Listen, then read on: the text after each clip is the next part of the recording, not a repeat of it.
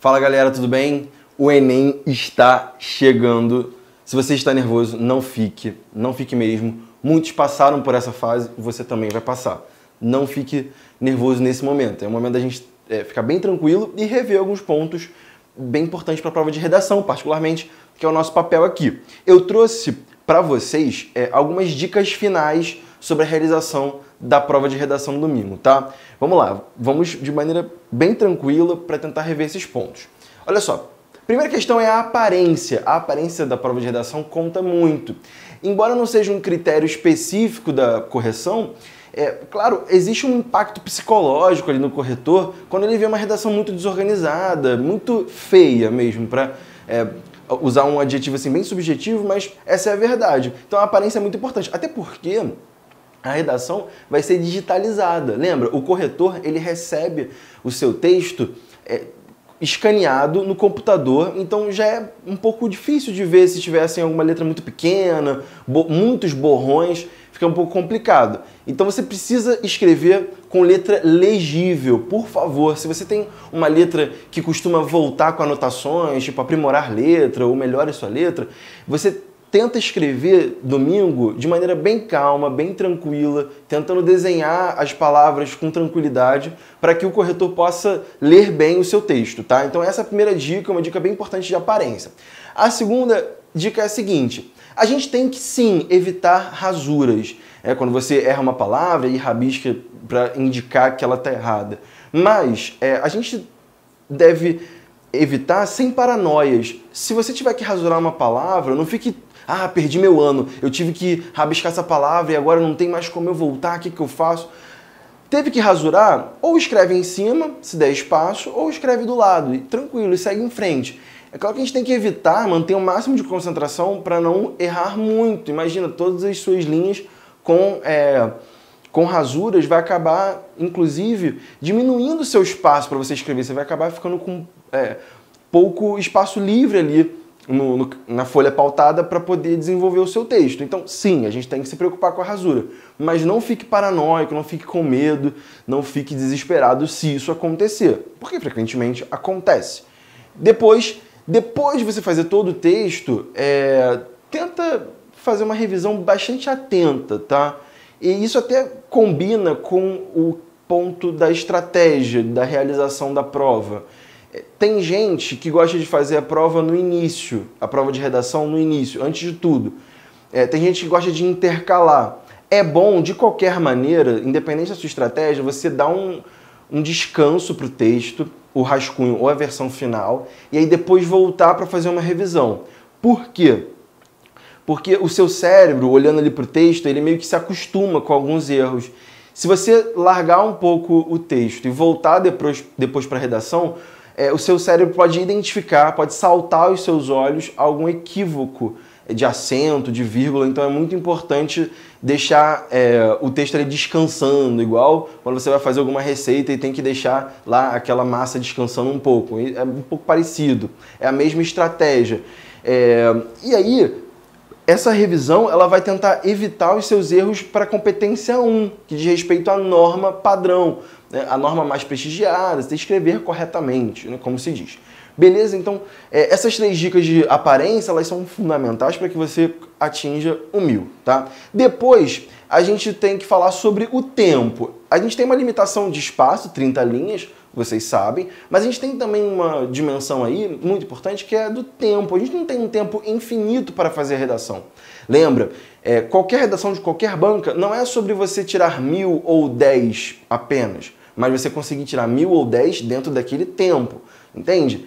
Existe aí uma limitação. A gente sabe, pelo número de questões e pelo tempo total da prova, que para a redação resta apenas 1 hora, mais ou menos, de 1 hora a 1h30. Depende, na verdade, da sua desenvoltura nas provas de humanas e de linguagens. Guilherme, eu vou muito bem nessas provas, eu costumo fazer rapidamente. Então você vai ter realmente um tempo maior para fazer a redação ali, 1 hora, chegando até 1h30. Agora, se você tem dificuldade com essas provas, aí você tem que se preocupar e prestar muita atenção nesse desenrolar do tempo, porque você pode se perder e se você passar de 1h30, realmente você vai começar a ter dificuldade de fazer as outras provas e mais, começa a te afetar psicologicamente. Isso é uma coisa que eu chamo muita atenção nesse momento final, porque a redação ela tem um peso muito grande, portanto você pode chegar na hora e ficar um pouco nervoso. Cara, eu tenho que fazer essa redação muito bem, e agora? Meu ano todo depende disso. Então, esse tipo de pressão, ele pode te atrapalhar, tá? Então, a gente tem que, na verdade, minimizar esse estresse. Ele vai passar, fique tranquilo, você sabe o que você tem que fazer naquele momento. Não, tente não pensar em vou errar, não vai dar certo, vai. Mas tudo isso vai exigir de você planejamento. Não só o que você fez ao longo do ano, mas vai exigir o planejamento lá na hora. Você precisa estabelecer alguns parâmetros, critérios e elaborar esse passo a passo, tá? Bom, planejamento do texto. Óbvio, você não vai sair escrevendo texto, você vai planejar primeiro. A gente sabe que dessa 1h, 1h30, 1/3 é para você justamente elaborar o planejamento e rascunho. Então, na verdade, ao rascunhar esse planejamento, né, não estou falando do rascunho de você realmente desenvolver o texto para depois passar limpo, mas rascunhar a preparação. Você talvez perceba assim, caramba, eu vou perder meia hora de 1h30 planejando o texto, eu estou perdendo tempo. Não, na verdade você está ganhando tempo, porque quando você for realmente escrever o texto, preparar a elaboração da redação, você sabe tudo que você vai colocar, todo o passo a passo, e aí você vai fazer isso muito mais rápido. Você não vai hesitar, você não vai ter dúvidas do que você vai fazer. Você sabe exatamente que passos você vai cumprir, tudo bem? Então, reserve realmente esse tempo para o planejamento. Quais são as etapas desse planejamento? Primeiro, a leitura, mas não qualquer leitura, a leitura atenta da frase tema. Por quê? Porque pode ter, por exemplo, um tema como aconteceu em 2014, publicidade infantil em questão no Brasil. Muita gente olhou tão rapidamente aquilo, nem olhou os textos de apoio e pensou, caramba, a redação é sobre uso de crianças em propagandas. Mas não era. Na verdade, era um tema sobre propagandas voltadas para o público infantil. Por exemplo, uma leitura muito rápida, descuidada da frase tema, pode levar você a confundir o tema saúde mental do brasileiro, que inclui aí a depressão, o estresse, síndrome do pânico, etc. Patologias psicológicas que a gente vê como tendência no mundo contemporâneo, na sociedade brasileira contemporânea. Você pode confundir saúde mental do brasileiro com saúde mental no Brasil, que trata mais da institucionalização das pessoas que têm patologias graves mentais, como esquizofrenia. Então, dialoga, por exemplo, com debate sobre haver manicômios ou não haver manicômios. Então, saúde mental no Brasil não é a mesma coisa que o tema saúde mental do brasileiro, embora sejam muito próximos. Por exemplo, população de rua no Brasil é um tema. A infância e juventude em situação de rua é outro tema. São parecidos? São, mas não são a mesma coisa. Então, leia muito atentamente. O caso do ano passado é um caso bem paradigmático. Não era sobre deficientes, também não era só sobre surdos, era sobre a formação educacional dos surdos, e não em qualquer lugar no Brasil. Então, essa leitura atenta é muito importante para que você não se perca. Segunda etapa, busca de sinônimos. As palavras-chave da frase tema são palavras que você fatalmente vai utilizar muitas vezes ao longo do texto. Num tema como a persistência da violência contra a mulher, claro, o candidato vai ter que substituir mulher algumas vezes, embora a gente não tenha muitos sinônimos diretos para essa palavra. A gente pode usar pessoas do sexo feminino, mas para por aí. A gente tem que pensar até em hiperônimos, esse grupo ou essa classe, enfim, tentar buscar saídas. Por exemplo, quando aparece a palavra desafios, a gente tem que pensar em barreiras, entraves. Quando aparece a palavra Brasil, a gente tem que pensar em país, nação. A gente tem que buscar saídas, porque a gente vai ter que usar essa palavra algumas vezes, para que a gente sempre demonstre estar dentro dos limites do tema, a gente não pode fugir, tudo bem? Outra dica fundamental é a seguinte: a leitura atenta dos textos motivadores. Nada ali, nenhum texto motivador está ali de forma gratuita. Tudo faz sentido, tudo tem um porquê. A análise de gráficos ali na prova de redação ela é fundamental. Analisar que tipo de índice está crescendo, que tipo de índice está decrescendo, quantas denúncias há sobre aquela violência, quais são as regiões mais afetadas por aquele problema, enfim, se há uma legislação sobre aquele assunto, se não há uma legislação, se há fiscalização, há várias informações que estão ali que não são gratuitas, estão ali para te ajudar. Você tem que analisar com muito cuidado e tentar retirar hipóteses dali. Tudo isso você vai anotando na sua tempestade de ideias, que em inglês se chama brainstorm, né? Que os publicitários usam para tentar pensar em ideias de maneira solta, depois eles vão selecionar, claro, mas a gente tem que, para ser criativo, a gente precisa fazer associações livres, tentar realmente permitir que essas ideias venham ao consciente. Então é fundamental que você anote tudo que vem à sua cabeça, todos os filmes que você lembra sobre o assunto, tudo que você viu na sua formação escolar sobre aquele assunto, hipóteses que a gente pode levantar, causas para o problema, consequências do problema, ideias de proposta. Se você conhece aquilo no seu dia a dia, pode ser um tema sobre a escola, pode ser sobre alimentação escolar, você vive essa realidade porque você, claro, tem que se alimentar na escola de alguma forma. Então tentar recolher todas essas informações. E uma vez que você tem todas essas informações de maneira solta, desordenada lá no seu papel, você vai ter que selecionar. É o momento então de seleção de ideias, claro.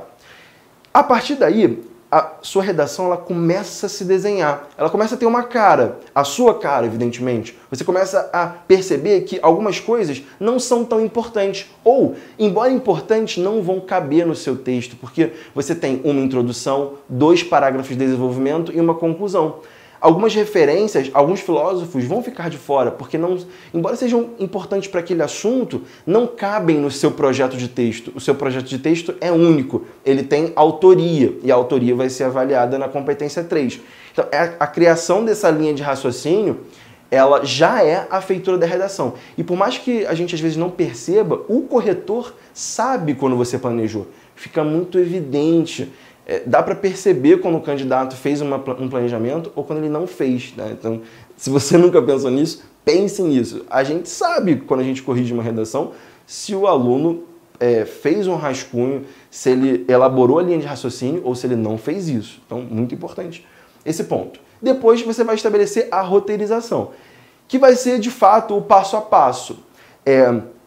Eu até comecei a fazer uma espécie de esqueleto aqui para mostrar para vocês o que vocês têm que pensar. O que eu vou colocar na introdução? O que eu vou colocar como tese ou projeto de texto? O que eu vou colocar na interdisciplinaridade, no desenvolvimento? O que eu vou colocar como proposta? Quais são os elementos válidos da proposta? Tudo isso você tem que saber de antemão. Não é sair escrevendo e descobrindo o caminho ao caminhar. Não é bem isso não, em redação não. Tá? Talvez na vida, mas não na redação. E aí você faz o rascunho. Se você não tiver o hábito de escrever o rascunho, Guilherme, eu gosto de escrever direto, eu elaborei minha estratégia ao longo do ano assim, mas espera lá, faz pelo menos o rascunho da introdução, para você sentir uma segurança de que está indo no caminho certo, de que está tudo bem. Eu costumo indicar isso. Faz o rascunho da introdução, né, para você começar a visualizar aquilo, para aquilo ter uma cara já e te dar uma maior tranquilidade. Tudo bem? Vamos lá. Vamos rever as partes do texto. Há movimentos retóricos que têm que ser cumpridos. A dissertação argumentativa é um gênero bastante fechado e a dissertação argumentativa do Enem é um gênero bastante particular. Tem algumas regras aí que a gente tem que atender. Primeiro, apresentar uma contextualização. O nome varia, né, de preparação a preparação, de professor a professor, mas é para você apresentar o tema, essa é a função do início do texto. Você tem que apresentar aquela problemática, você pode começar por um assunto um pouco mais geral, por exemplo, você vai falar de tecnologia, mas você começa falando sobre a Revolução Industrial, você vai chegar em tecnologia, mas é uma passagem que acontece na introdução. Então, primeiro, contextualização. Essa seleção do que você vai usar, um contexto histórico, vai falar de um personagem famoso, de um filme, isso tudo acontece ainda na preparação do texto, no sentido do planejamento mesmo. Então, contextualização, a problematização, claro, esse é um passo muito importante, principalmente se o tema não tiver problema explícito, porque às vezes o tema é sobre uma violência, beleza, persistência da violência contra a mulher. Qual o problema? Bom, a persistência da violência contra a mulher, claro. Mas às vezes o problema é implícito. Por exemplo, se cair envelhecimento da população brasileira. O problema, então, é o envelhecimento? É ruim uma sociedade envelhecer? Não. Será que o Brasil está preparado para essa transformação? Outro tema, turismo em questão no Brasil. Ora, o turismo é uma coisa boa. Como é que eu vou problematizar e trazer uma proposta de intervenção para isso? Será que o Brasil ele alcança todo o seu potencial em turismo? Quer dizer, será que o número de pessoas que visitam o Brasil,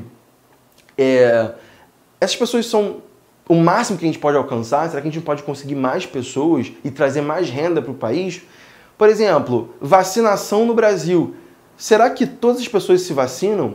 A vacinação é uma questão resolvida no Brasil, não tem nenhum problema. Então a gente tem que problematizar. Claro, nesse momento a gente tem que trazer todas as palavras da frase tema, de algum modo, mesmo que seja por meio de sinônimos. Porque a gente tem que mostrar que a gente não vai fugir daquela problemática, a gente não vai fugir da proposta, a gente entendeu a proposta e vai discutir, não vamos fugir daquele tema. Depois, claro, o último passo da introdução é a apresentação de um projeto de texto.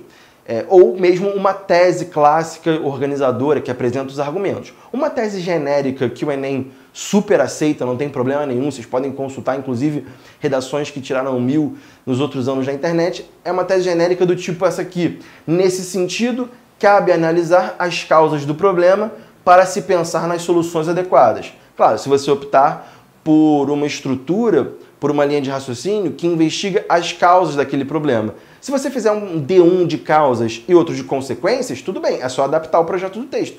Fala, nesse sentido, cabe analisar as causas e consequências do problema para se pensar nas soluções adequadas. Aí você faz uma adaptação. Esse tipo de tese é totalmente permitido e muitas pessoas usam. Tente não perder tanto tempo, talvez, construindo uma tese.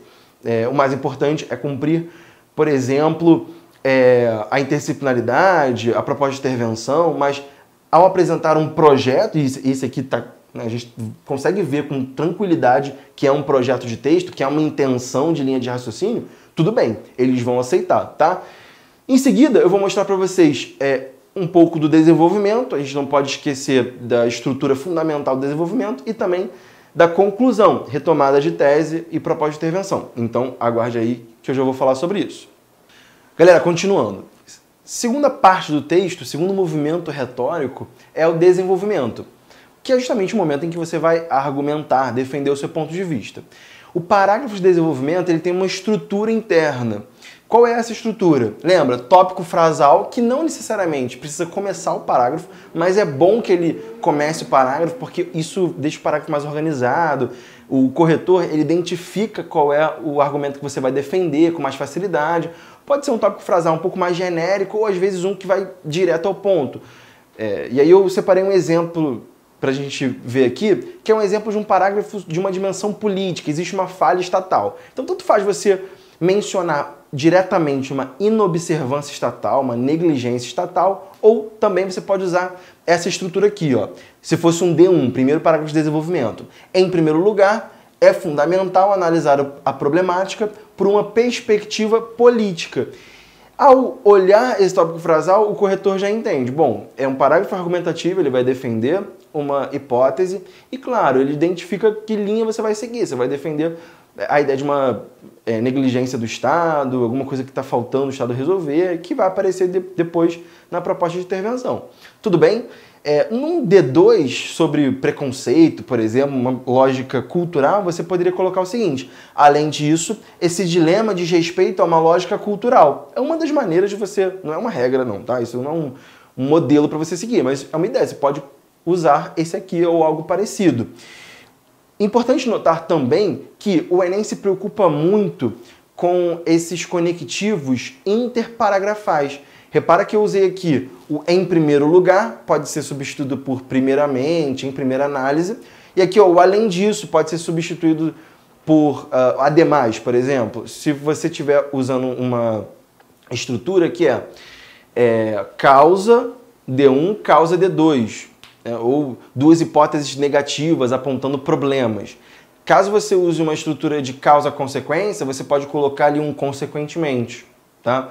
E, claro, essas adaptações podem acontecer. O mais importante é que você tenha esses conectivos interparagrafais, estabelecendo relações lógicas entre os parágrafos.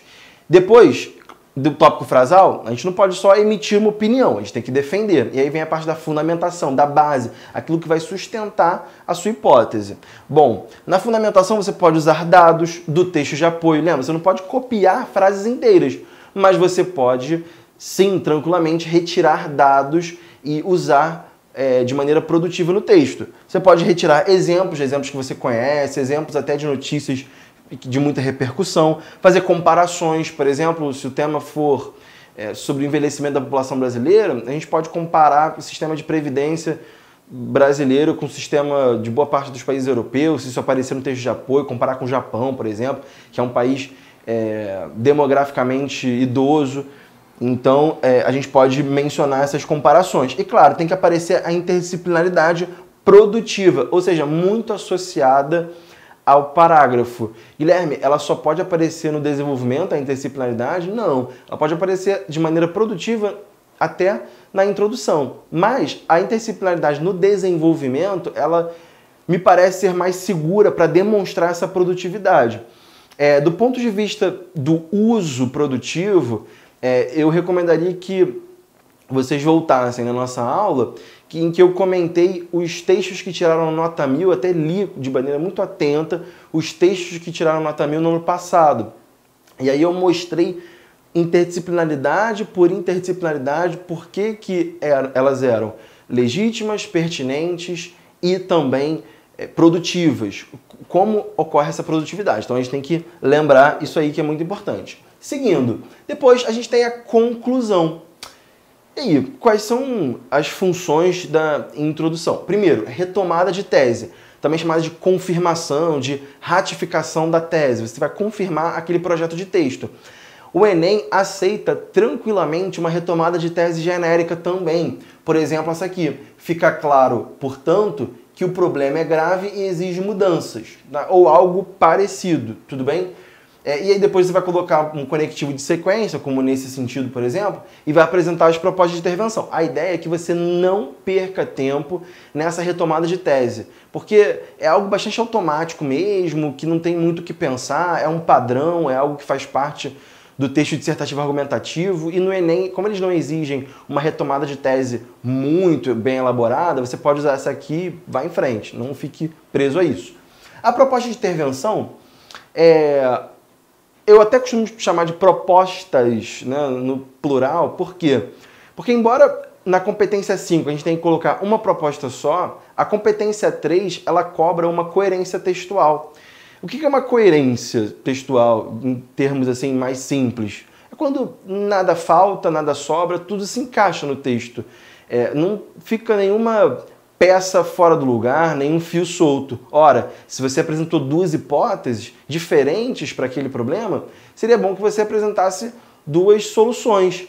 Então, eu coloco aqui no plural para que você coloque uma proposta completa e outra incompleta. Isso a gente também viu nas aulas que eu li redações aqui para vocês. E aí a gente percebeu que para alcançar o 1000, a gente precisa colocar mais do que uma proposta se o texto exige isso enquanto projeto. Se você tem duas causas, tem que resolver essas duas causas. Tudo bem? Algumas pessoas usam uma frase final para fechar o texto, também chamado de circularidade. Se sobrar o espaço, sim, coloque, mas não fique, isso não é uma regra, não é uma exigência, tá? É só algo que deixa o texto mais interessante mesmo, dá a aparência de que ele é muito organizado. Por último, eu deixei a pergunta que certamente rondou na sua cabeça, que é sobre o título. Eu coloco o título, eu não coloco o título. Veja, o título no Enem ele é facultativo, quer dizer, ele não é obrigatório. Mas uma coisa que acontece às vezes é eu não deixar o espaço da linha 1 livre para depois pensar num título e aí ele acaba esquecendo de colocar o título. por favor, não esqueça de colocar o título, não deixe a linha 1 em branco. Você pode até começar na linha 1 e optar por não ter título, e aí você vai ganhar uma linha no texto. Mas se você optou por colocar o título, não deixe a linha 1 em branco, preencha essa linha. Então é isso, eu espero que vocês tenham uma excelente prova, fiquem tranquilos, vocês se prepararam, estão bem munidos de informações sobre a prova. A gente viu aqui que não é um bicho de 7 cabeças, tem como a gente resolver, é bastante previsível, não vai mudar muito. A gente percebe que existe uma recorrência de modos de fazer a prova do Enem. Então, boa prova, a gente se vê por aí. Então, quem quer aprender, vem para o Fabricadeira. Um abraço, até mais.